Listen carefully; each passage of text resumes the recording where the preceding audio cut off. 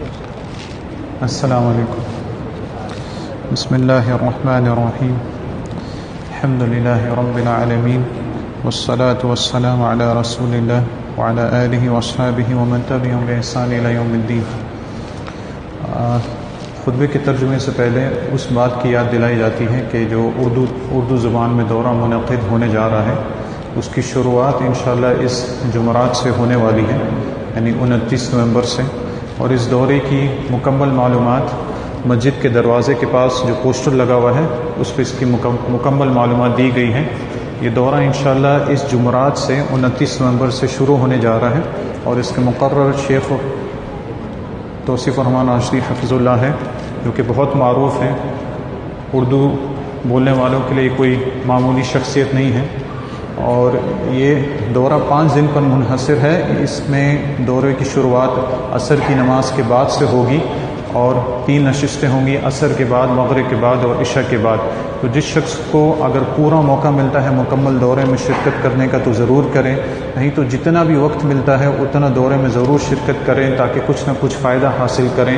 اور جس طرح آج کے خطبے کا موضوع بچوں پر تھا تو اس کے لیے ضروری ہے کہ اگر بچے دین کی بات سمجھتے ہیں اور ان میں اتنا جذبہ ہے کہ وہ آرام سے سکون سے بیٹھ سکیں دینی مجالس میں، تو ان کو بھی ضرور لے کے آئیں اور اپنی فیملیوں کو بھی لے کے آئیں. عورتوں کا بھی انتظام ہے اور موضوع بھی بہت ہی بہترین ہے. اپنی اصلاح کے لیے اور اپنے گھر والوں کی اصلاح کے لیے موضوع بہت ہی بہترین ہے، معرفت الصحابہ. تو ضرور اس میں شرکت کریں، جتنا بھی وقت ملے دورے میں شرکت کرنے کی ضرور کوشش کریں. دیگر مکمل معلومات یعنی یہ دورہ کون سی مسجد میں ہو رہا ہے یہ سب آپ کو اس پوسٹر پہ مل جائے گا.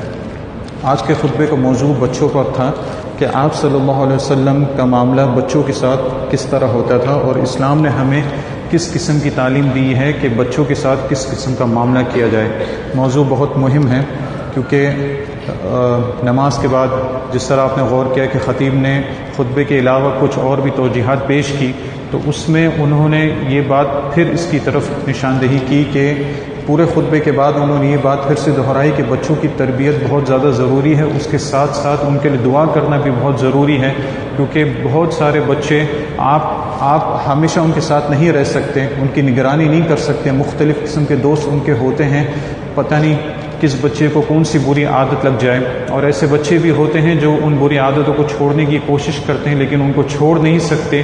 کبھی نہ کبھی کچھ ایسے خراب دوستوں کے ساتھ مل جاتے ہیں یا پھر ایسے ماحول میں وہ جڑ جاتے ہیں کہ وہ بری عادت ان میں دوبارہ آ سکتی ہے. اس لیے خطیب نے اس چیز کو نماز کے بعد دوبارہ اس چیز کا خطاب کیا تاکہ اس کی ضرورت کو اور اس کی اہمیت کو ہر شخص سمجھ سکے اور اپنی اولاد کے لیے مکمل طور پر یعنی ان کی صحیح انداز میں ان کی جس طرح اسلام نے حکم دیا ہے ان کی پرورش بھی کرے، اور اس سے بہت مہم جس طرح خطیب نے کہا کہ ان کے لیے دعا بھی کرے، کیونکہ انسان کمزور ہے، مکمل طور پر ہر چیز کا احاطہ نہیں کر سکتا، لیکن اپنے بچوں کے لیے دعا کرے. دعا ایک بہت ہی عظیم تحفہ اللہ رب العزت نے انسان کو دیا ہے، تو دعا کرے اپنے لیے بھی، اپنے گھر والوں کے لیے اور اپنے بچوں کے لیے بھی.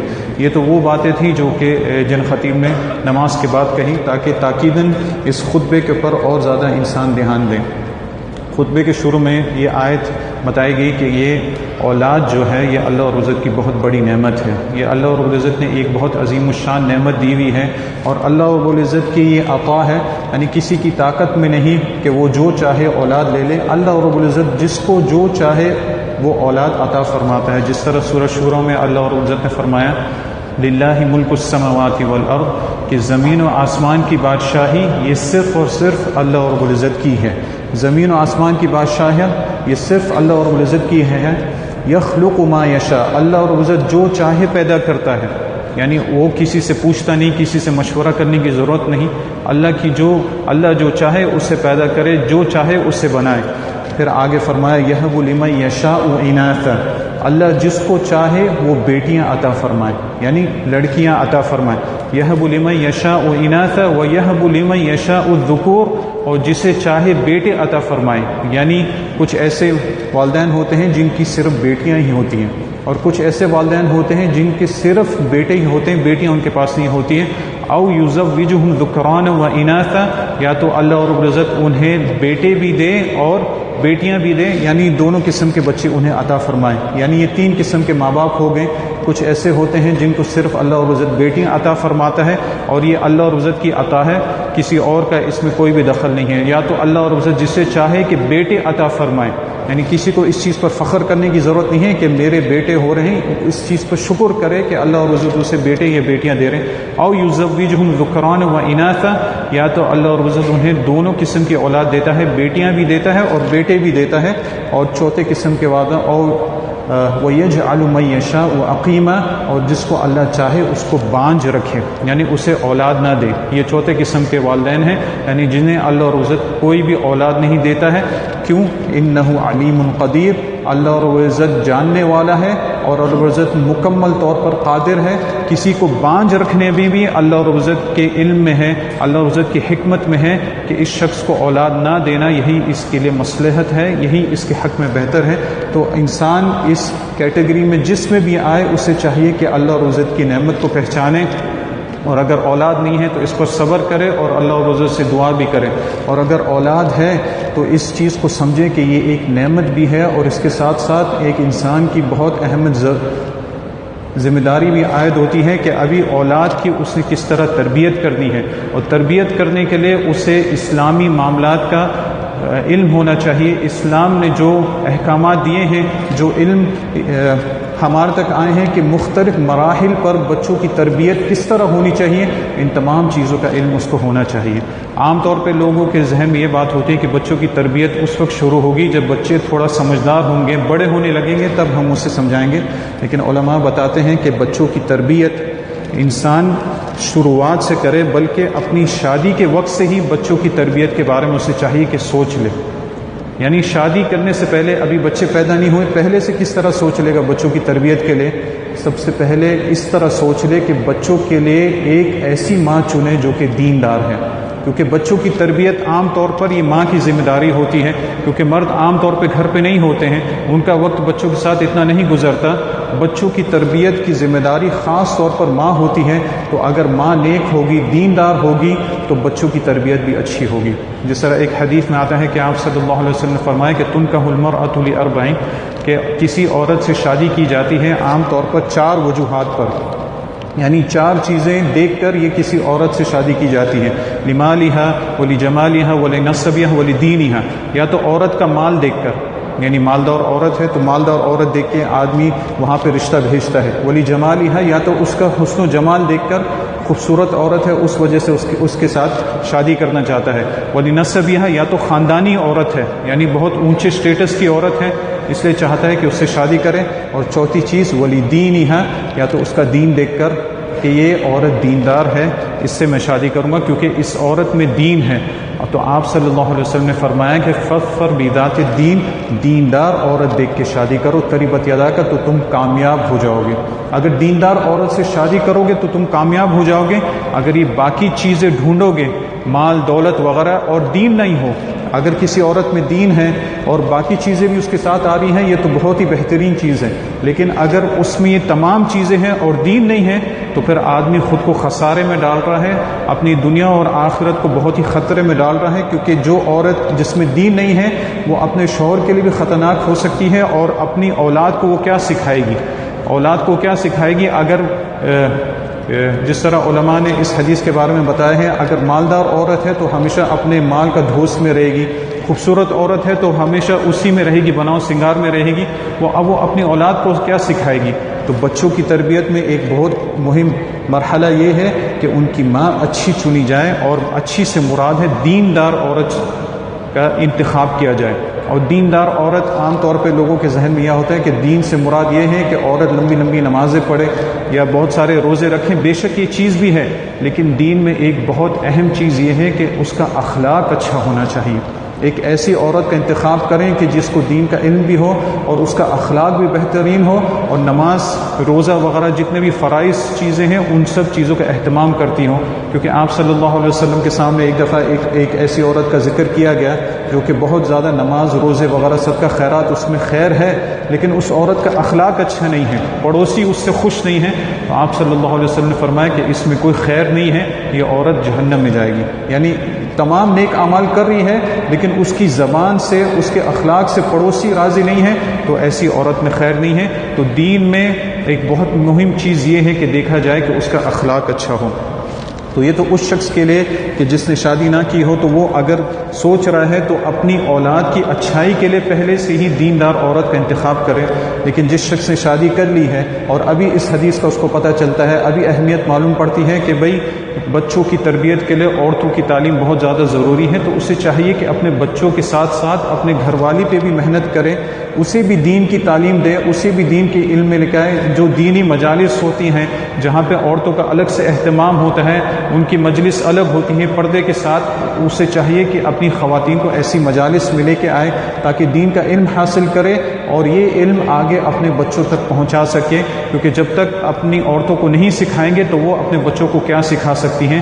تو چاہیے کہ اپنی عورتوں کو تعلیم دیں۔ اگر کوئی ایسی مجالس ہے یا پھر ایسی جگہ پہ رہتے ہیں کہ عورتوں کا انتظام نہیں ہے، دینی مجالس میں نہیں جا سکتے، خطبے نہیں سن سکتے، تو جو خود سن کے آتے ہیں وہ جا کے اپنے گھر والوں کو بتائیں، ان کو یہ چیزیں سکھائیں، اور اسلام نے اس کی بہت زیادہ ترغیب بھی دلائی ہے کہ اپنے گھر والوں کی تعلیم کا بھی انتظام کیا جائے۔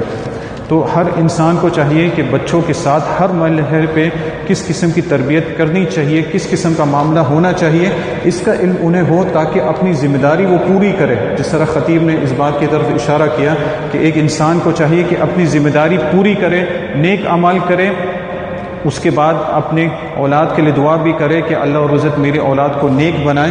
اگر اس نے اپنی ذمہ داری پوری کی تو اللہ کے یہاں اس سے اس کے بارے میں پوچھ تاچھ نہیں ہوگی، لیکن اگر وہ مقصر ہے، اس نے تقصیر کی ہے، کوتاہی کی ہے، تو اس کی اولاد کے بارے میں بھی اس سے سوال کیا جائے گا، کیونکہ یہ ان کے بارے میں ذمہ دار تھا۔ مثال کے طور پر جب بچہ پیدا ہو جاتا ہے، پہلے تو اس بارے میں بات ہو چکی ہے کہ بچے پیدا ہونے سے پہلے ہی آپ نے کیا کرنا ہے۔ دوسری بات یہ ہے کہ بچہ جب پیدا ہو جائے تب بھی ہمیں علم ہونا چاہیے کہ اسلام ہمیں کس چیز کا حکم دیتا ہے، کیونکہ عام طور پر ہم دیکھتے ہیں کہ ہمارے اندر اسلام کے علاوہ یعنی غیر مذہبی چیزیں بہت آ چکی ہیں، اور ہم انہی چیزوں کو اپناتے ہیں اور یہ سوچ کے کرتے ہیں کہ ان میں بہت زیادہ اجر و ثواب ہے، اور دین نے جو ہمیں حکم دیا ہے ان چیزوں سے ہم بہت دور ہیں۔ ایک بچہ جب پیدا ہو جاتا ہے تو عام طور پر علماء بتاتے ہیں کہ اس کے ساتھ 4 چیزیں اس وقت ایک ماں باپ کی ذمہ داری ہوتی کہ 4 کام اس کے ساتھ کریں۔ 2 کام جب چاہے کریں، اور 2 کام ان کا تعلق بچے کے پیدا ہونے سے 7ویں دن ہے۔ یعنی بچہ پیدا جب ہوتا ہے تو اسلام ہمیں 2 کام 7ویں دن یعنی پیدائش کے 7ویں دن اس کا حکم دیتا ہے۔ ایک چیز ہے عقیقہ، اور دوسری چیز ہے بچے کے بال منڈوانا۔ یعنی یہ بھی ہماری ذمہ داری ہے، کیونکہ آپ صلی اللہ علیہ وسلم نے اس چیز کا حکم دیا ہے، یعق عنہ یوم صابہ ویمیت عنہ الاذی، کہ اس کے بچے کے پیدائش کے 7ویں دن اس کی طرف سے عقیقہ کیا جائے۔ عقیقہ کہتے ہیں کہ اگر کسی کو اللہ رب العزت نے بیٹا دیا ہے تو اس بیٹے کی طرف سے وہ 2 جانور قربان کرے، یعنی 2 بکرے قربان کرے، اور اگر اللہ رب العزت نے اسے بیٹی دی ہے تو بیٹی کی طرف سے 1 بکرا اللہ رب العزت کی راہ میں قربان کرے گا۔ اس میں سے خود بھی کھا سکتا ہے اور صدقہ بھی کر سکتا ہے۔ اسے عقیقہ کہتے ہیں، جو کہ 7ویں دن آپ صلی اللہ علیہ وسلم کی سنت ہے کہ 7ویں دن کیا جائے، اور یہ اسلام کی سنت ہے کہ بچوں کی تربیت میں یہ چیز ہے۔ اور دوسری چیز یہ ہے 7ویں دن کہ بچے کے بال جب وہ پیدا ہوتا ہے، پہلے بال جو ہوتے ہیں آپ صلی اللہ علیہ وسلم نے فرمایا وَيُمِيتُ عَنْهُ الْعَذَى، جو وہ گندگی ہے، کیونکہ پہلے بال جو ہوتے ہیں وہ گندگی سے اسے شمار کیا گیا ہے، ان بالوں کو مونڈا جائے، ان بالوں کو ہٹایا جائے، اور اس کے وزن کے برابر چاندی صدقہ کیے جائے۔ یہ دونوں کام بچے کے ساتھ 7ویں دن ہیں۔ اور یہاں پہ یہ بھی بول دینا ضروری ہے، کیونکہ عام طور پہ لوگ 7ویں دن کو سمجھتے نہیں، کیونکہ اسلام میں جو دن کی شروعات ہوتی ہے یعنی اگلا دن جو شروع ہوتا ہے وہ سورج ڈھلنے کے ساتھ ہو جاتا ہے۔ یعنی مثال کے طور پر آج جمعے کا دن ہے، آج مغرب کے بعد سے ہفتے کا دن شروع ہو جائے گا، یعنی ہفتے کی رات، کیونکہ اسلام میں رات پہلے آتی ہے اور دن بعد میں ہوتا ہے۔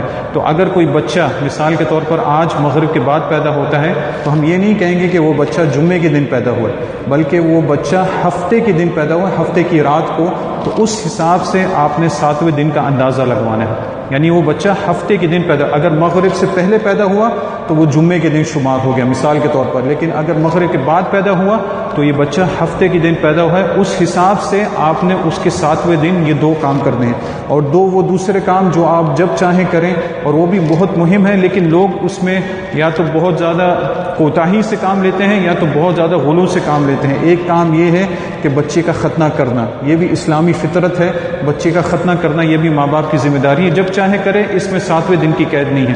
اور ایک دوسرا مہم کام یہ ہے کہ بچے کا اچھا نام رکھنا، یعنی بچہ ہو یا بچی ہو اس کا اچھا نام رکھنا۔ اچھا نام رکھنے سے مقصد یہ ہے کہ اس نام میں کوئی بھی شرک یا پھر شرک کی بو نہ ہو، کوئی ایسا نام نہ ہو جس میں کوئی گندی بات ہو، یا پھر کوئی ایسا نام نہ ہو جس میں اس کی بہت زیادہ تعریف مقصود ہو، یعنی ایسے تمام نام جس سے شریعت نے منع کیے ہیں اس قسم کے نام نہ ہو، بلکہ اچھے اور پیارے نام ہو۔ کیونکہ عام طور پہ لوگ اس میں یا تو کوتاہی سے کام لیتے ہیں، ایسے نام رکھ دیتے ہیں جس میں ہو سکتا ہے کوئی نہ کوئی شرک اس میں ہو، جیسے عام طور پہ غلام رسول رکھا جاتا ہے، اور یہ کیا کہتے ہیں عبد رسول رکھا جاتا ہے۔ یہ تمام نام اسلام میں جائز نہیں ہیں۔ عبداللہ رکھیں، عبد الرحمن رکھیں۔ آپ صلی اللہ علیہ وسلم نے فرمایا کہ بہترین نام 2 ہیں، عبداللہ اور عبد الرحمن، یعنی اللہ کا بندہ، رحمان کا بندہ۔ اس قسم کے نام رکھے جائیں جو کہ اللہ رب العزت کی غلامی کی طرف ہمیں دلالت کرتے ہیں کہ ہم اللہ کے غلام ہیں۔ عبداللہ، عبد الرحمن، اور اچھے اچھے نام رکھا جائیں۔ صحابہ کے کتنے نام ہیں۔ لوگ عام طور پہ نام جب ڈھونڈتے ہیں تو کوشش کرتے ہیں کہ ایسا نام ڈھونڈیے کہ جو کہ کسی نے بھی نہ رکھا ہو۔ اسلام نے آپ کو اس مرحلے میں اتنا زیادہ چھان بین کی، اتنا پریشان ہونے کے لیے آپ کو حکم نہیں دیا، بس اتنا حکم دیا کہ اچھا سا نام رکھیں، اچھا نام رکھیں جس کا معنی بھی اچھا ہو اور اس میں کوئی شرک بدعت وغیرہ اس قسم کا نام نہ ہو اور اس کا معنی بھی اچھا ہو۔ صحابہ کرام کے کتنے اچھے اچھے نام ہمارے پاس ہیں، عبداللہ ہے، عمر ہے، عثمان ہے، علی ہے، کوئی بھی اچھا نام چن کے اس کے لیے رکھیں، یہ بھی والدین کی ذمہ داری میں شامل آتا ہے۔ اسی طرح یہ تو بچے کی پیدائش پہ ہوتا ہے، اور جب بچے پیدا ہو جاتے ہیں اس کے بعد بڑے ہوتے ہیں تب ایک اور ذمہ داری ہماری یہ ہے کہ بچوں کی تربیت میں محبت اور شفقت وغیرہ ان سب کو مد نظر رکھیں، یعنی بچوں کے ساتھ والدین محبت بھی کریں اور ان کی تربیت کے لحاظ سے موقع دیکھ کے محبت بھی کریں اور ان کو سکھائیں بھی۔ کبھی کبھی ایسے موقع بھی آتے ہیں کہ اسلام نے ڈانٹنے کی بھی اجازت ملتی ہے اور ہلکا پھلکا مارنے کی بھی اجازت ملتی ہے، جس کی آگے بات ہوگی، لیکن بچوں کو محبت بھی کریں اور اس محبت کا اظہار بھی کریں۔ جس طرح جن خطیب نے بات کہی کہ ہو سکتا ہے کہ ماں باپ کے دل میں بچوں کے لیے محبت ہو، لیکن اس محبت کا صحیح معنوں میں اعتبار نہیں کرتے، اس محبت کا اظہار نہیں کرتے۔ انہیں چاہیے کہ اس محبت کا بچوں سے اظہار بھی کریں تاکہ بچوں تک یہ بات، یہ محبت ان کے دل تک پہنچے بھی۔ جس طرح کچھ احادیث بیان کی گئی کہ آپ صلی اللہ علیہ وسلم سے یہ وارد آتا ہے کہ آپ نے اپنے ایک بیٹے کو، یعنی اپنے ایک نواسے کو اپنے سے لگا کے کہا، اللہم انی احبو، اے اللہ میں اس سے پیار کرتا ہوں، یعنی اپنی محبت کا اظہار بچوں سے کرنا، یہ آپ صلی اللہ علیہ وسلم کا طریقہ ہے، آپ صلی اللہ علیہ وسلم کی سنت ہے۔ اسی طرح ایک دفعہ ایک موقع پر حضرت انس رضی اللہ عنہ فرماتے ہیں کہ حضرت عائشہ رضی اللہ عنہ فرماتی ہیں کہ کچھ لوگ، اعرابی لوگ آپ صلی اللہ علیہ وسلم سے، انہوں نے آپ سے یہ دیکھا کہ جو لوگ ہیں آپ صلی اللہ علیہ وسلم، آپ کے ساتھی اپنے بچوں کو بوسہ دیتے ہیں، ان کو پیار کرتے ہیں، تو آپ صلی اللہ علیہ وسلم سے انہوں نے سوال کیا کہ کیا آپ لوگ اپنے بچوں کو بوسہ بھی دیتے ہیں، یعنی پیار کرنے کی نیت سے انہیں بوسہ بھی دیتے ہیں؟ آپ صلی اللہ علیہ وسلم فرمایا ہاں، یعنی انہیں بوسہ بھی دیتے ہیں، پیار کرتے ہیں۔ تو انہوں نے فرمایا ہم تو اپنے بچوں کو بوسہ نہیں دیتے، یعنی انہیں اس طرح پیار نہیں کرتے تاکہ ہمارا روب وغیرہ رہے، یعنی مقصد یہ ہو سکتا ہے کہ بچوں سے اس طرح جب پیار نہیں کرتے۔ تو آپ صلی اللہ علیہ وسلم نے جو بات کہی وہ بہت ہی قابل غور ہے کہ آدمی اس چیز پر غور کرے۔ تو آپ صلی اللہ علیہ وسلم فرمایا اوا املکو، کیا میں تمہارے لیے کسی چیز کی طاقت رکھتا ہوں کہ اگر اللہ نے تمہارے دل سے رحمت کو نکال دیا، یعنی جو شخص بچوں پر پیار نہیں کرتا، محبت سے ان سے پیش نہیں آتا، تو گویا اس طرح ہے کہ اللہ نے اس کے دل سے رحمت کو نکال لیا ہے۔ جس طرح دوسری حدیث میں آتا ہے کہ آپ صلی اللہ علیہ وسلم نے فرمایا لیس منا من لم یرحم صغیرنا ویعرف حقہ، کبیرنا کہ وہ شخص ہم میں سے نہیں ہے جو کہ چھوٹوں پر رحم نہیں کرتا اور بڑوں کے حق کو نہیں پہچانتا۔ تو آپ صلی اللہ علیہ وسلم نے ایسے شخص کو جو بچوں سے محبت نہیں کرتے ان کے بارے میں کہا کہ کیا میں تمہارے کسی چیز کی طاقت رکھتا ہوں کہ اگر اللہ نے رحم کو تمہارے دلوں سے نکال لیا ہے۔ اور محبت میں ایک چیز کو غور رکھنا یہ بھی ضروری ہے کہ جب آپ بچوں سے محبت کریں تو اس میں عدل و انصاف سے کام لیں۔ یہ نہ ہو کہ کسی بچے کو زیادہ محبت دیں کیونکہ وہ لڑکا ہے اور دوسرے بچے کو کم محبت دیں محض اس وجہ سے کیونکہ وہ لڑکی ہے، بلکہ اگر آپ یہ چاہتے ہیں جس طرح حدیث میں آتا ہے کہ آپ کے بچے تمام بچے آپ کے ساتھ صلہ رحمی میں اور نیک برتاؤ میں برابر ہوں تو بچوں کے ساتھ بھی برتاؤ بھی معاملہ ایک دم برابری کا کریں، سب سے برابری کا سلوک کریں۔ یہ نہ ہو کہ محض یہ لڑکی ہے تو اس سے محبت کم دی جائے یا دوسرا لڑکا ہے تو اس سے محبت زیادہ دی جائے۔ جس طرح آپ صلی اللہ علیہ وسلم کے سامنے ہی حضرت انس رضی اللہ عنہ فرماتے ہیں کہ آپ صلی اللہ علیہ وسلم کے ساتھ ایک شخص مجلس میں بیٹھا ہوا تھا تو پہلے اس شخص کا بیٹا آیا۔ جب اس شخص کا بیٹا آیا تو اس نے اس سے پیار کر کے بوسہ دے کے اپنی گود میں بٹھا لیا، یعنی بیٹا جب آیا تو اس سے اپنی گود میں بٹھا لیا پیار کر کے۔ پھر تھوڑی دیر کے بعد اسی شخص کی بیٹی آئی تو اسے اٹھا کے اپنے ساتھ بٹھا لیا، نہ بوسہ دیا نہ اپنی گود میں بٹھایا۔ تو آپ صلی اللہ علیہ وسلم نے فوراً فرمایا الا عدلت بینہما، تو نے ان دونوں کے بیچ میں برابری کا معاملہ کیوں نہیں کیا، انصاف کا معاملہ، عدل کا معاملہ کیوں نہیں کیا؟ ایک کو جب لڑکا تھا لڑکی کی وجہ سے اسے بوسہ بھی دیا اور گود میں بھی بٹھا لیا اور بیٹی کو ایسی بٹھا لیا، تو نے ان کے بیچ میں عدل کا معاملہ نہیں کیا۔ تو یہ ناانصافی ہے اور یہ چیز بچوں کے دل میں رہ جاتی ہے، اور یہ چیز بچوں کے دلوں میں رہ جاتی ہے حتیٰ کہ جب وہ بڑے ہوتے ہیں یہ چیز بھی ان کے دل و دماغ میں رہ سکتی ہے جو کہ ان کے والدین کے خلاف ان کے ذہن میں رہ سکتی ہے۔ تو جب بچوں سے محبت کریں تو برابری کا معاملہ کریں، سب کو یعنی عدل و انصاف کے ساتھ ان کے ساتھ محبت کا معاملہ بھی کریں۔ اسی طرح ایک اور حدیث میں بھی آتا ہے کہ آپ صلی اللہ علیہ وسلم بچوں سے کتنی زیادہ محبت کیا کرتے تھے، لیکن محبت کے ساتھ ساتھ بچوں کی تربیت بھی کیا کرتے تھے۔ ایک صحیح حدیث میں وارد آتا ہے حضرت بریدہ بن حصیب رضی اللہ عنہ جنہیں فرماتے ہیں کان رسول اللہ صلی اللہ علیہ وسلم یخطبنا، کہ ایک موقع پر آپ صلی اللہ علیہ وسلم خطبہ ارشاد فرما رہے تھے۔ آپ صلی اللہ علیہ وسلم خطبہ دے رہے تھے اپنے صحابہ کو۔ فجاء الحسن والحسین رضی اللہ عنہما علیہما قمیصان احمران یمشیان ویأثران، کہ اتنے میں خطبے کے دوران حضرت حسن اور حسین رضی اللہ عنہما آپ صلی اللہ علیہ وسلم کے نواسے، یہ دونوں آگے اور دونوں کے اوپر لال رنگ کی لباس تھا، قمیصیں تھی، لال رنگ کی وہ تھی لباس تھی، کیونکہ چھوٹے بچے تھے اور بہت ہی خوبصورت لگ رہے تھے، اوپر سے لال رنگ کا ان کے اوپر لباس بھی تھا۔ اور ان کی چال کس طرح تھی، یمشیانی ویأثران، وہ چل رہے تھے اور گر رہے تھے، پھر اٹھتے پھر چلتے پھر گرتے، جس طرح عام طور پہ چھوٹے بچے جب وہ چلتے ہیں تو ڈگمگا کے چلتے ہیں، اٹھتے بیٹھتے چلتے ہیں۔ اور آپ صلی اللہ علیہ وسلم خطبہ دیتے انہیں دیکھ رہے تھے۔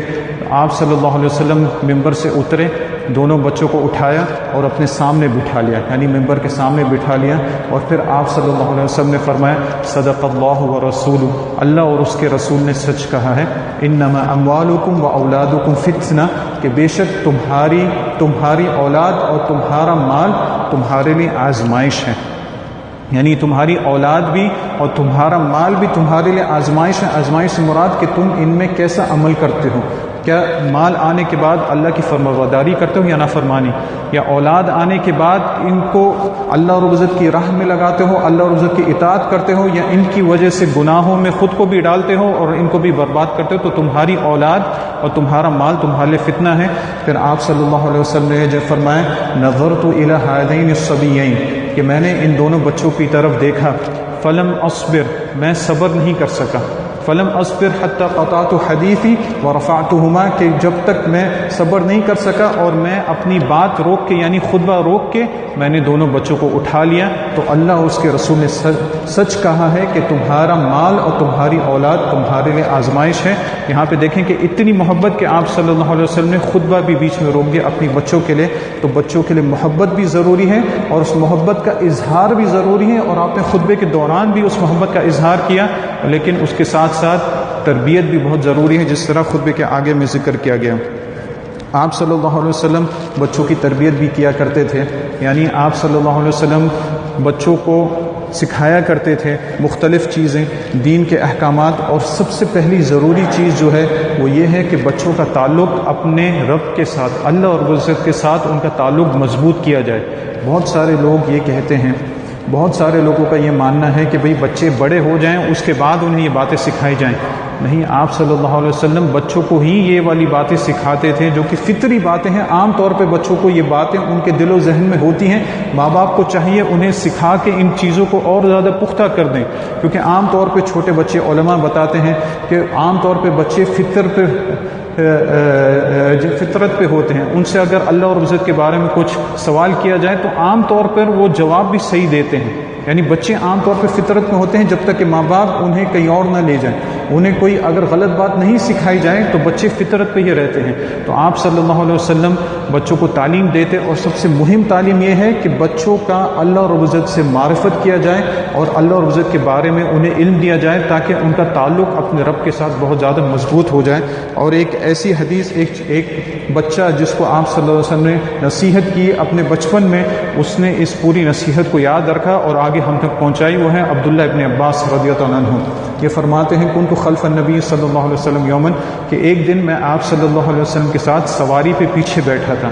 یعنی یہ بھی آپ کی محبت کا انداز ہے۔ آپ عام طور پر جب کسی سفر وغیرہ سے واپس آتے تو بچے آپ کے پاس آتے ہیں آپ سے ملنے کے لیے، تو آپ بچوں کو، اگر زیادہ بچے ہوتے، ایک کو آگے بھی بٹھا لیتے اور بچوں کو اپنے پیچھے بھی بٹھا لیتے، یعنی پیار محبت کا انداز ان کے ساتھ رکھتے۔ یعنی تو یہاں پہ حضرت عبداللہ ابن عباس یہ جن فرما رہے ہیں کہ ایک دن آپ صلی اللہ علیہ وسلم کے میں پیچھے سوار تھا، تو آپ صلی اللہ علیہ وسلم نے مجھ سے فرمایا، یا غلام، اے بچے، انی اعلمک کلمات، میں تمہیں کچھ باتیں سکھانے والا ہوں۔ یہ باتیں بہت ہی مہم ہیں اور ان کو یاد رکھیں۔ ابھی تک یہ چھوٹے بچے ہیں، لیکن ہمیں چاہیے کہ اس حدیث کو یاد کریں اور اس حدیث کو پہلے خود بھی سیکھیں، کیونکہ اس میں جتنی بھی نصیحتیں ہیں وہ پہلے خود ماں باپ میں ہونا چاہیے تاکہ اس کا اثر بچوں پر بھی ہو۔ اگر حدیث ہم بچوں کو سنا دیں لیکن خود اس پر عمل نہیں ہے، ہمارا تعلق اللہ اور عزت کے ساتھ اتنا مضبوط نہیں ہے جس طرح اس حدیث میں مذکور ہے، تو پھر بچوں کو بتانے کا کچھ اتنا فائدہ نہیں ہوگا، اثر ان پہ نہیں ہوگا۔ یہ چیز پہلے خود اپنے اندر لے کے آئیں اور پھر اپنے بچوں کو بھی سکھائیں، اور اس حدیث کو ضرور یاد کریں۔ یہ والی حدیث بہت ساری کتابوں میں آئی ہے، لیکن جامع ترمذی میں یہ والی حدیث موجود ہے، تو وہاں سے اس کو نقل کریں، اس کے معنی کو سمجھیں اور اس کو خود بھی یاد کریں، اپنی زندگی میں بھی لاگو کریں اور اپنے بچوں کو بھی سکھائیں۔ اس چیز کا انتظار نہ کریں کہ بچے بہت زیادہ بڑے ہو جائیں، بلکہ آسان الفاظ میں اس کے معنی کو بچوں کو سمجھایا جا سکتا ہے۔ تو آپ صلی اللہ علیہ وسلم نے اس چھوٹے بچے سے وہی کہا، عبداللہ ابن عباس رضی اللہ عنہما سے فرمایا، انی اعلمک کلمات، میں تمہیں کچھ باتیں سکھانے والا ہوں۔ یعنی پہلے سے بتا دیا تاکہ بچہ یہ غور کرے کہ ابھی جو آپ صلی اللہ علیہ وسلم کہنے والے ہیں وہ بہت ہی مہم چیز ہے، اسے یاد رکھنا بہت ہی ضروری ہے۔ پہلی چیز آپ نے فرمائی، احفظ اللہ یحفظک، تو اللہ کی حفاظت کر، اللہ تیری حفاظت کرے گا۔ تو اللہ کی حفاظت کر، اللہ تیری حفاظت کرے گا۔ اللہ کی حفاظت سے یہ مراد نہیں ہے کہ اللہ اور عزت کسی کی حفاظت کا محتاج ہے، نعوذ باللہ، اس طرح بالکل نہیں ہے۔ اللہ اور عزت کا نہ کوئی فائدہ پہنچا سکتا ہے، نہ کوئی اللہ کا نقصان کر سکتا ہے۔ یہاں پہ اللہ اور عزت کی حفاظت سے مراد یہ ہے کہ اللہ کی حدود کی حفاظت کر۔ اللہ اور عزت نے جن چیزوں کا حکم دیا ہے ان تمام حکم پر جتنی طاقت ہے عمل کرو۔ نماز کا حکم دیا ہے، روزے کا، صدقہ خیرات، جن چیزوں کا حکم دیا ہے وہ تمام کام کرو، اور جن چیزوں سے منع کیا ہے ان تمام چیزوں سے باز آ جاؤ، ان سے منع ہو جاؤ۔ یہ گویا کہ اس طرح ہے کہ تم نے اللہ اور عزت کی حفاظت کی ہے، کیونکہ تم نے اللہ کی دین کی حفاظت کی ہے۔ اگر ایسا کرو گے تو اللہ تمہاری حفاظت کرے گا۔ کتنی مہم چیز ہے کہ اللہ کی حفاظت کرو، اللہ تمہاری حفاظت کرتا ہے۔ اور یہ قانون بچوں کو تو چھوڑیں، بڑے لوگ اپنی زندگی میں دیکھیں، وہ یہ سوچتے ہیں کہ ہمارے ساتھ ایسا معاملہ ہو گیا ہے، اللہ اور عزت نے ہمارے ساتھ اس طرح کیوں کیا۔ اس چھوٹے سے جملے کو، اس کے اوپر غور کریں، کیا آپ نے اللہ کی حفاظت کی، اللہ کی دین کی حفاظت کی؟ جن چیزوں کا حکم دیا تھا کیا ہم نے ان چیزوں کو کیا؟ ہو سکتا ہے 5 وقت کی نماز ہی مشکل سے کوئی ایسا شخص ہوگا کہ 5 وقت کی نماز باقاعدگی سے انجام دیتا ہو۔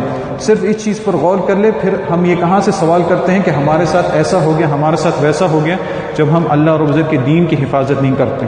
دوسری طرف اللہ اور عزت نے جن چیزوں سے منع کیا، کیا ہم ان چیزوں سے رک گئے؟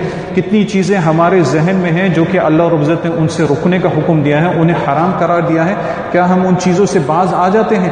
پھر جب انہی چیزوں کی مصیبت مصیبت ہم پر خود آتی ہے تو ہم کہتے ہیں کہ اللہ رب العزت نے یہ مصیبت ہم پر کیوں ڈال دی. یہ چھوٹے سے جملے آپ صلی اللہ علیہ وسلم کے چھوٹے سے جملے پر غور کریں. احفظ اللہ یحفظک، اللہ کی حفاظت کرو، یعنی اللہ کی دین کی حفاظت کرو، اللہ تمہاری حفاظت کرے گا. پھر آپ نے مزید اور بھی بہت ساری وصیتیں کی. یہ تھوڑی لمبی حدیث ہے لیکن چاہیے اسے یاد کریں. اس میں بہت سارے پیغامات ہیں. خود بھی اپنی زندگی میں لاگو کریں اور بچوں کو بھی یاد دلائیں. اور اسی حدیث کے شرح میں ایک عالم دین کا قول بھی وارد آتا ہے کہ انہوں نے فرمایا کہ جب میں نے اس حدیث پہ غور کیا، یعنی اس حدیث میں جتنے بھی پیغامات تھے، جب اس پہ میں نے غور کیا تو میں حیران رہ گیا کہ یہ حدیث کتنی جامع ہے اور اس میں کتنے احکامات ہیں. پھر انہوں نے افسوس کرتے ہوئے فرمایا وا اسفا، کہ اس حدیث سے لوگوں کے جہل پہ افسوس ہے. یعنی اس حدیث میں لوگوں نے اس میں جو علم ہے اس کو حاصل نہیں کیا، تو یہ عالم دین افسوس کر رہے ہیں لوگوں کے جہل پہ. وقلت الفہم، اور لوگ اس حدیث میں بالکل ان کا فہم نہیں ہے تو اس چیز پر یہ افسوس کر رہے ہیں. تو یہ ترمذی میں آپ کو یہ والی حدیث ملے گی. حضرت ابن عباس رضی اللہ عنہ سے اس حدیث کو ضرور یاد کریں. بہت ہی جامع حدیث ہے اور اپنے رب سے تعلق کرنے کے لیے بہت ہی بہترین حدیث ہے. جس طرح پہلے بھی ایک دفعہ یہ بات ذکر ہوئی تھی کہ یہی صحابی ہیں، یہی بچے ہیں عبداللہ ابن عباس رضی اللہ عنہ، جنہیں بچپن سے آپ صلی اللہ علیہ وسلم نے ایسی تعلیمات دی، اپنے رب سے اتنا ان کا معاملہ مضبوط کر دیا کہ بڑے ہو کے یہ ایک بہت بہترین عالم دین بن گئے اور اللہ اور عزت نے ان سے بہت سارا کام لیا. ان کا ایک کارنامہ جو کہ بہت ہی مشہور ہے کہ جب خوارج حضرت علی رضی اللہ عنہ کے خلاف ہو گئے تھے تب ان کی تعداد کچھ 4000 یعنی مختلف تعداد آتی ہے. تو یہی بچے عبداللہ ابن عباس اس وقت جب بڑے ہو گئے تھے، عالم دین بن گئے تھے، دین کی سمجھ آ گئی تھی، یہی عبداللہ ابن عباس رضی اللہ عنہ ان خوارج کے پاس گئے اور ان سے جا کے مناظرہ کیا تو ان میں سے آدھے سے زیادہ لوگوں نے رجوع کر لیا. یعنی ایک آدمی کی برکت سے، ایک عالم دین کی برکت سے جس نے بچپن سے آپ صلی اللہ علیہ وسلم سے تعلیم حاصل کی، بچپن سے تعلیمات اسلام کی صحیح تعلیمات حاصل کی ہے اور صحیح منہج پہ حاصل کی ہے. پہلے اللہ کی معرفت یعنی نماز، روزہ وغیرہ، ان سب سے پہلے اسلام کا سب سے پہلا رکن کیا ہے؟ شہادہ ہے، یعنی اللہ کو پہچانو، اس کا علم حاصل کیا ہے، باقی تمام چیزیں سیکھی. تو اس ایک عالم کی برکت کی وجہ سے کتنے لوگ سیدھی راہ پہ آ گئے اور انہوں نے اس چیز کو چھوڑ دیا. یعنی حضرت علی رضی اللہ عنہ کے جو ہے نا خلاف جنگ کرنے سے وہ لوگ باز آ گئے. تو یہ ایک عالم کی برکت کی وجہ سے، اور وہ یہی چھوٹا بچہ اور یہی اپنے بچپن میں جو حدیث آپ صلی اللہ علیہ وسلم سے سیکھی ہے وہی انہوں نے آگے بیان کی. اسی طرح اور بھی مقامات میں اسلام کی تعلیم آتی ہے. یعنی سب سے پہلے تو ضروری یہ ہے کہ بچے کو اللہ کی معرفت دلائی جائے. اس کے بعد جتنی چیزیں بچے کے لیے اس کی عمر کے ساتھ ساتھ اس کے اوپر احکامات آتے ہیں اس حساب سے بچوں کو تعلیم دیا جائے. یہ نہ ہو کہ بچے ابھی تک شادی کی عمر تک نہیں پہنچے اس چیز کا علم اسے دیا جا رہا ہے. بچے جس طرح بڑے ہو رہے ہیں، جو احکامات ان پر لازم آ رہے ہیں، اسلام کے حکم اس کے پر لازم آ رہے ہیں، ان کی تعلیم انہیں دی جائے. جس طرح اللہ اور رزق کی معرفت یہ بہت ضروری ہے، شروع سے لے کے آخر تک مرتے دم تک یہ چیز بہت ضروری ہے کہ بچے کو اس چیز کی تعلیم دی جائے. دوسری چیز، بچے جب بڑے ہونے لگے تو انہیں نماز کی تعلیم دی جائے، کیونکہ اسلام کا دوسرا رکن جو ہے وہ صلاح ہے، یعنی نماز ہے، تو نماز کی تعلیم دی جائے. آپ صلی اللہ علیہ وسلم کا فرمان ہے کہ بچے جب 7 سال کی عمر تک پہنچ جائے انہیں نماز کا حکم دو. یعنی بچے جب 7 سال کی عمر تک پہنچ جائے انہیں نماز کا حکم دو. اگر وہ 10 سال کی عمر تک پہنچ جائے تب نماز چھوڑنے پر انہیں مارا بھی جا سکتا ہے، لیکن مار ہلکی پھلکی مار، تاکہ بچے اس چیز کو دھیان میں رکھیں کہ میں نے بہت ہی خطرناک کام کیا ہے، نماز چھوڑنا میرے لیے جائز نہیں ہے. یعنی 7 سال کے بچے جب پہنچ جائے تو انہیں نماز کا حکم دینا لازم ہے. اور اگر بچوں میں ادب ہے، تمیز ہے، انہیں چاہیے کہ اپنے ساتھ مساجد میں بھی لے کے آئیں، جماعت کی بھی عادت ڈالیں، لیکن انہیں اس بات کا یاد دلائیں کہ آرام سے خاموشی سے مسجد میں رہیں تاکہ دوسرے مصلی کو وہ لوگ تنگ نہ کریں. انہیں جماعت کی بھی عادت ڈالیں 7 سال کی عمر سے. لیکن جب 10 سال کی عمر کو پہنچ جائیں تو نماز چھوڑنے پر انہیں اسلام نے مارنے کی بھی اجازت دی ہے. اس سے ایک بات یہ بھی معلوم پڑتی ہے، کیونکہ عام طور پہ کچھ ماں باپ کا رویہ یہ ہوتا ہے کہ ہر دوسری بات پہ بچوں کو ڈانٹتے ہیں، ڈپٹتے ہیں. اس طرح نہیں کرنا چاہیے. بہت ہی مہم معاملات ہیں، یعنی اسلام نے ہر چیز پر ڈانٹنے کا، مارنے کی اجازت نہیں دی. نماز جیسا مہم معاملے پہ اجازت دی ہے کہ 10 سال کے پہنچنے کے بعد اگر نماز چھوڑیں تو انہیں ہلکی پھلکی مار بھی ماری جا سکتی ہے. تاکہ وہ اس بات کی اہمیت کو سمجھیں. تو ہر بات پہ مارنے سے یا ڈانٹنے سے بچے سے روب ماں باپ کا ختم ہو جاتا ہے. بہت مہم چیزوں پر انہیں چاہیے کہ ڈانٹیں. مثال کے طور پہ چوری وغیرہ کرنے سے، جھوٹ بولنے سے، ان چیزوں سے انہیں منع کریں. لیکن ہر چیز پر، ہر شرارت پہ مارنے سے یہ بچے کی صحیح معاملے میں پرورش اس چیز سے نہیں ہوتی. اسی طرح بچوں کو آداب سکھانا بھی ضروری ہے. یعنی جس طرح آپ نے سنا کہ جس طرح بچے کی عمر ہوتی ہے وہ سمجھدار ہوتا ہے، اسے چاہیے کہ تعلیم اسے دیں. اسی طرح جب بچہ اتنی سمجھ کو پہنچ جائے کہ اسے یہ معلوم ہو جائے کہ میرے دائیں ہاتھ سے بائیں ہاتھ کون سا ہے، کیونکہ چھوٹے بچے کو اس چیز کا فرق پتہ نہیں ہوتا کہ دایاں کون سا ہے اور بایاں کون سا ہے. لیکن اگر انہیں اتنا فہم ان میں آ گیا ہے، انہیں آداب بھی سکھائیں. مثال کے طور پر ایک حدیث میں آتا ہے کہ آپ صلی اللہ علیہ وسلم کے ساتھ عمر بن ابی سلمہ رضی اللہ عنہ یہ آپ کے ساتھ ایک دفعہ بیٹھے تھے تو کھانا لایا گیا. تو یہ چھوٹے بچے تھے تو ہر جگہ اپنا ہاتھ انہوں نے مارنا شروع کر دیا کھانے کے لیے، جس طرح عام طور پہ بچوں کی عادت ہوتی ہے. پلیٹ میں ہر جگہ سے کھانا شروع کر دیا جہاں سے دل چاہتا تھا. تو آپ صلی اللہ علیہ وسلم نے یہ نہیں کہا کہ چھوٹا بچہ ہے رہنے دو بعد میں سکھائیں گے. بہت سارے والدین کی غلطی ہوتی ہے کہ ابھی چھوٹا ہے چھوڑ دو. نہیں، اسی بچپن سے تربیت کرنا ضروری ہے تاکہ یہ بات ابھی سے بچے کے ذہن میں رہ جائے اور بڑے ہوتے ہوتے یہ بات اس کے ذہن میں راسخ ہو جائے، بہت ہی جم جائے اس کے بعد یہ بات کہ اسلام نے ہمیں اس قسم کے آداب، اعلیٰ آداب ہمیں سکھائے ہیں. آپ صلی اللہ علیہ وسلم نے فرمایا، جب دیکھا کہ بچہ پلیٹ میں ہر جگہ ہاتھ مار رہا ہے، آپ نے فرمایا یا غلام، اے بچے سم اللہ یعنی بسم اللہ کہو، اللہ کا نام لو. پہلی سب سے چیز یہ کہ بسم اللہ کہو. وَكُلْ بِيَمِينِكَ، اپنے دائیں ہاتھ سے کھاؤ، یعنی اپنے دائیں ہاتھ سے کھاؤ. وَكُلْ مِمَّا يَلِيكَ، اور وہاں سے کھاؤ جو تمہارے سامنے ہے. یعنی اگر کوئی بڑا برتن ہے اور بہت سارے لوگ بیٹھ کے کھا رہے ہیں اور کھانا ایک ہی قسم کا ہے، مختلف اقسام کا نہیں ہے، ایک ہی قسم کا کھانا ہے، تو اپنے سامنے سے کھاؤ، ہر کسی کے سامنے ہاتھ نہیں مارو. اور دو چیزیں، بسم اللہ یعنی اللہ کا نام لو، کیونکہ جو شخص بسم اللہ نہیں کہتا، حدیث میں آتا ہے کہ شیطان اس کے ساتھ ساتھ کھاتا ہے. یعنی جو شخص بسم اللہ نہیں کہتا تو شیطان اس کے ساتھ ساتھ کھاتا ہے. وَكُلْ بِيَمِينِكَ، اور اپنے دائیں ہاتھ سے کھاؤ، کیونکہ آپ صلی اللہ علیہ وسلم نے فرمایا جو شخص اپنے بائیں ہاتھ سے کھاتا ہے، الٹے ہاتھ سے کھاتا ہے، لیفٹ ہینڈ سے کھاتا ہے، تو یہ وہ ہے جو کہ شیطان، کیونکہ شیطان الٹے ہاتھ سے کھاتا ہے اور الٹے ہاتھ سے پیتا ہے. تو آپ نے الٹے ہاتھ سے کھانے پینے سے منع کیا. تو چھوٹے بچے کو بھی وہی تعلیم دی کہ اللہ کا نام لو، کھانے کا آداب کہ اللہ کا نام لو، سیدھے ہاتھ سے کھاؤ اور جو تمہارے سامنے ہے وہاں سے کھاؤ. پھر اس کے بعد ایک اور برتن لایا گیا جس میں مختلف قسم کے فروٹ تھے، یعنی کھانا مختلف تھا. تو آپ صلی اللہ علیہ وسلم نے فرمایا کہ اب چاہو تو یہاں وہاں سے لے سکتے ہو، کیونکہ ابھی کھانا ایک قسم کا نہیں ہے، تو مختلف جگہ سے کھانے لینے میں کوئی حرج نہیں ہے. لیکن اگر کھانا ایک ہی قسم کا ہے، بڑا برتن ہے اور مختلف لوگ کھا رہے ہیں، تو اپنے سامنے سے کھاؤ. تو یہ بھی اسلام کی تعلیم ہے، تربیت ہے، جو کہ والدین کی ذمہ داری ہے کہ بچوں کو سکھائیں. اسی طرح ایک اور بہت مہم چیز جس کا بار بار خطبے میں ذکر کیا، اور جس طرح آپ نے سنا کہ خطیب نے نماز کے بعد میں اس کے اوپر بات کی، وہ یہ ہے کہ بچوں کے لیے دعا کی جائے، بچوں کو اللہ کی حفاظت میں دیا جائے، بچوں کے لیے دعا کی جائے، مستقل طور پر ان کے دعا کیا جائے کہ اللہ اور عزت انہیں سیدھی راہ پہ رکھے، ہر قسم کے فتنے سے بچائے اور انہیں سیدھی راہ پہ رکھے، صراط مستقیم پر رکھے. اس میں سے ایک دعا یہ ہے جو کہ سورہ فرقان میں مذکور ہے کہ وہاں پہ جو اللہ عزت کے نیک بندے ہیں وہ اللہ عزت سے دعا اس طرح کرتے ہیں، ربنا هب لنا من ازواجنا وذرياتنا قرة اعین واجعلنا للمتقین اماما. کہ اللہ کے نیک بندے اللہ سے دعا اس طرح کرتے ہیں کہ اے اللہ، اے ہمارے رب، هب لنا من ازواجنا، ہمیں اپنے جوڑوں میں، یعنی مرد اور عورت دونوں یہ دعا کر سکتے ہیں، مرد عورت دونوں یہ دعا کر سکتے ہیں، یہ صرف مردوں کے لیے خاص نہیں، مرد عورت دونوں یہ دعا کریں کہ اے جو ہمارے رب، ہمارے جوڑوں میں اور ہماری اولاد میں ہمیں آنکھوں کی ٹھنڈک عطا فرما. یعنی ہم جب اپنی بیویوں کو دیکھیں یا پھر بیویاں اپنے شوہر کو دیکھیں اور اپنی اولاد کو دیکھیں، ہماری آنکھیں ان کو دیکھ کے ٹھنڈی ہو جائیں. علماء تفسیر بتاتے ہیں کہ یہاں پہ آنکھیں ٹھنڈی ہونے سے مطلب یہ ہے کہ جب ہم انہیں دیکھیں تو انہیں اللہ کا فرمانبردار دیکھیں، نبی کی سنت کے مطابق دیکھیں، تو اس کو دیکھنے کی وجہ سے ہماری آنکھیں ٹھنڈی ہو جائیں. یعنی کسی اونچے منصب پہ ہونا، دنیاوی اونچے منصب پہ ہونا، یہ بھی اچھی بات ہے، لیکن آنکھیں ٹھنڈک اور دل کو سکون اس وقت ہوتا ہے جب کوئی شخص اپنے بچوں کو اللہ رب العزت کا اطاعت و فرمانبردار دیکھتا ہے، یعنی 5 وقت کا نمازی دیکھتا ہے، قیام اللیل میں دیکھتا ہے، دوسری چیزوں میں دیکھتا ہے. جب والدین کی آنکھیں ٹھنڈک ہوتی ہیں، دیکھتا ہے کہ میرا بچہ قرآن سے بہت زیادہ محبت کرتا ہے، تو اس قسم کے بچے ہوں تو اس لیے دعا کریں، ربنا هب لنا من ازواجنا وذرياتنا قرة اعین واجعلنا للمتقین اماما. تو یہ بچوں کے لیے دعا بہت ہی ضروری ہے.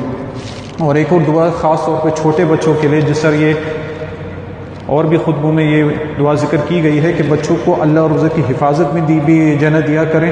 آپ صلی اللہ علیہ وسلم سے آتے ہیں کہ حضرت ابن عباس رضی اللہ عنہ فرماتے ہیں کہ آپ صلی اللہ علیہ وسلم حسن اور حسین رضی اللہ عنہما کو اللہ کی پناہ میں دیا کرتے تھے بہؤلاء کلمات، ان الفاظ کے ذریعے۔ آپ یہ دعا پڑھ کے اپنے بچوں کو اللہ اور رزق کی پناہ میں یعنی اللہ کی حفاظت میں دیا کرتے تھے۔ کس طرح؟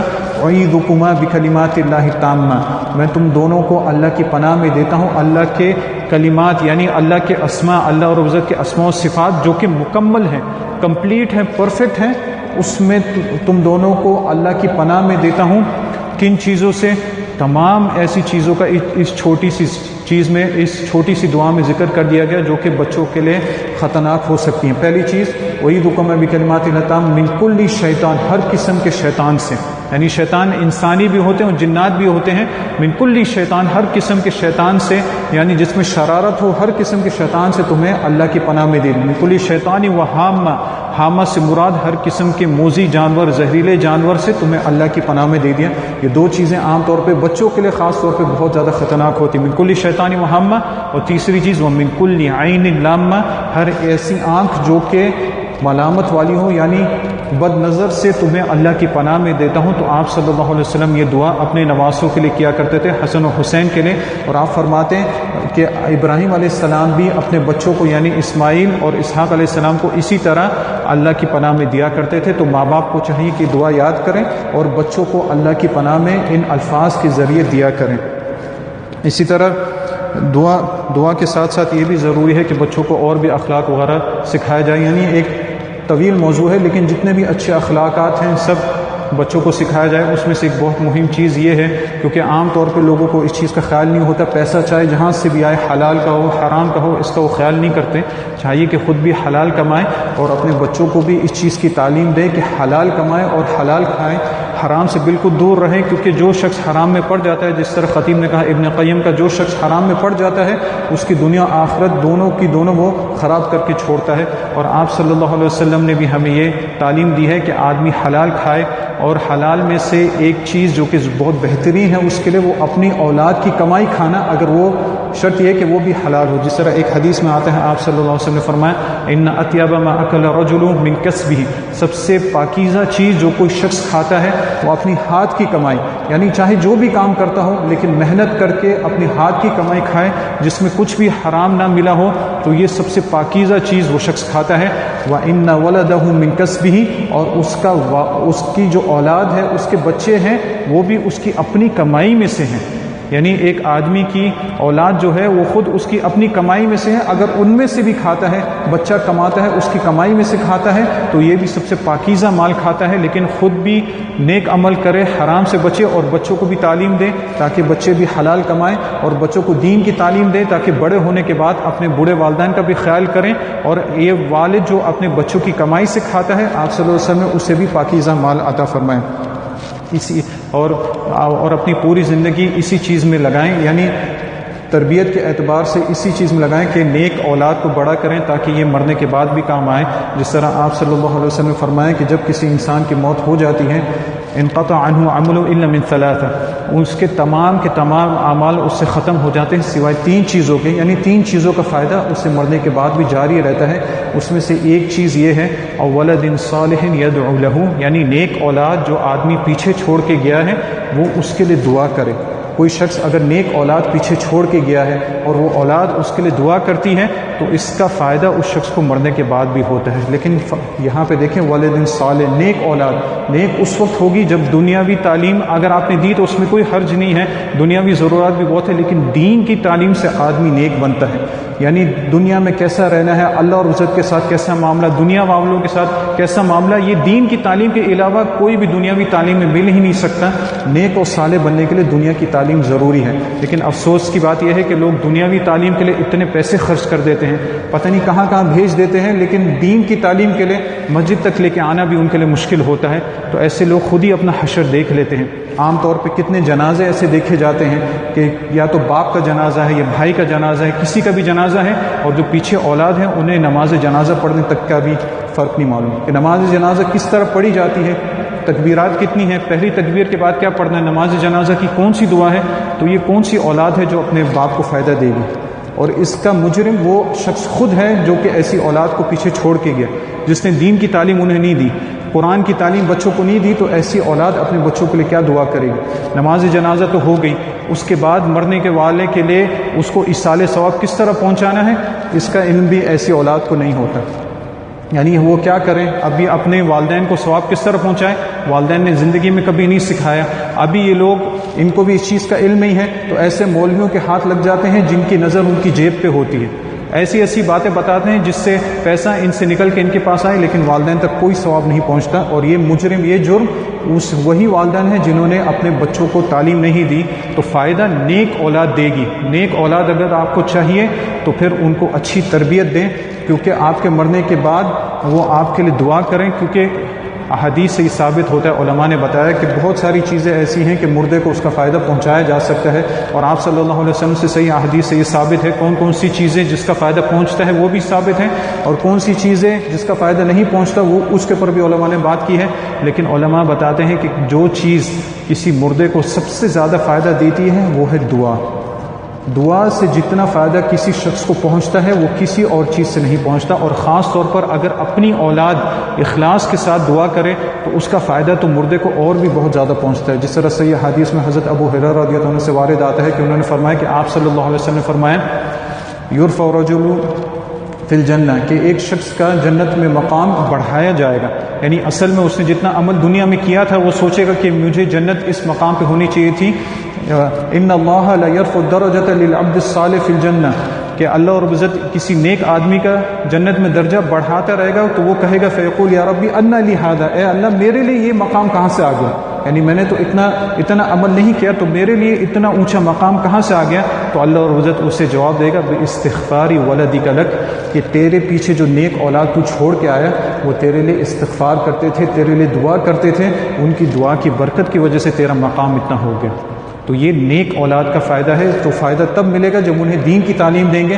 اسلام نے دنیاوی تعلیم سے منع نہیں کیا، لیکن اتنا دنیا میں پڑ جانا کہ دین کی تعلیم نہ ہو، کیونکہ عام طور پہ ایسا بہت دیکھنے میں آتا ہے کہ باپ کا جنازہ ہے، ماں کا جنازہ ہے، بچوں کو نماز جنازہ بھی نہیں آتی۔ ماں باپ کے مرنے کے بعد ایصال ثواب کیسے کی جائے؟ تمام ایسے کام کریں گے جس سے اسلام نے منع کیا ہے، اور جتنی چیزیں اسلام نے حکم دیا ہے ان کا بالکل علم ان کو نہیں ہوگا، ایسے ایسے کام کریں گے جس کا اسلام میں کوئی بھی دلیل نہیں ملتی کہ یہ چیزیں آپ کے مردے کو فائدہ دیتی ہیں، یا پھر اللہ اور عزت ان کاموں کو قبول کرتا ہے، تو ایسے کام اللہ کے ہاں رد ہو جاتے ہیں۔ اللہ اور عزت انہی کاموں کو قبول فرماتا ہے جو کہ نبی کریم صلی اللہ علیہ وسلم کی سنت کے مطابق ہے۔ تو اللہ سے دعا ہے اللہ ہمیں توفیق عطا فرمائے کہ اپنی بھی اصلاح کریں اور اپنی اولاد کی بھی اصلاح کریں، اور اپنی اور جناب ہماری اولاد کو ہمارے مرنے کے بعد صدقہ جاریہ ہمارے لیے بنا دیں، آمین یا رب۔